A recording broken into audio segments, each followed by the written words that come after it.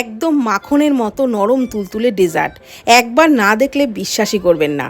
মাত্র ৩টি উপকরণ, আম, দুধ আর চিনি দিয়েই তৈরি হয়ে যাবে। খেতেও লাগবে দারুণ টেস্ট।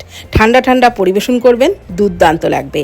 তো এই রেসিপির জন্য একটা মিষ্টি পাকা আম নিয়েছি, ছোটো ছোটো টুকরো করে কেটে একটা মিক্সির জারেতে নিয়ে অল্প জল দিয়ে ব্লেন্ড করে একটা বড় ছাঁকনির মধ্যে একটু ছেঁকে নিচ্ছি। যদি কোনো আঁশ থাকে তাহলে বেঁধে যাবে।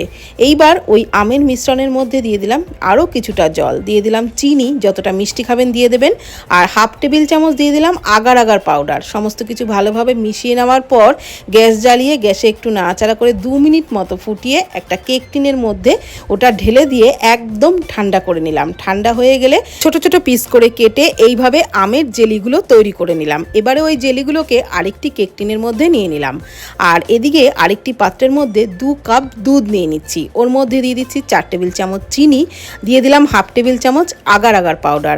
সমস্ত কিছু আবারও ভালোভাবে মিশিয়ে নেওয়ার পর গ্যাস জ্বালিয়ে গ্যাসে 2 মিনিট মতো ফুটিয়ে নিয়ে তারপর ওই দুধের মিশ্রণটাকে আমের জেলির উপরে দিয়ে দিলাম। একেবারে পুরোপুরি ঠান্ডা হয়ে যাওয়ার পর ফ্রিজে রেখেও ঠান্ডা করে নেওয়ার পর সাইডটা একটু ছুরি দিয়ে ছাড়িয়ে বের করে নিলাম, আর তারপর এইভাবে পিস পিস করে কেটে নিলাম। আর কাটাটা দেখেই বুঝতে পারছেন একদম মাখনের মতো নরম তুলতুলে ডেজার্ট। এভাবে বানিয়ে নিন, গরমের ঠান্ডা ঠান্ডা খেতে হেব্বি লাগবে।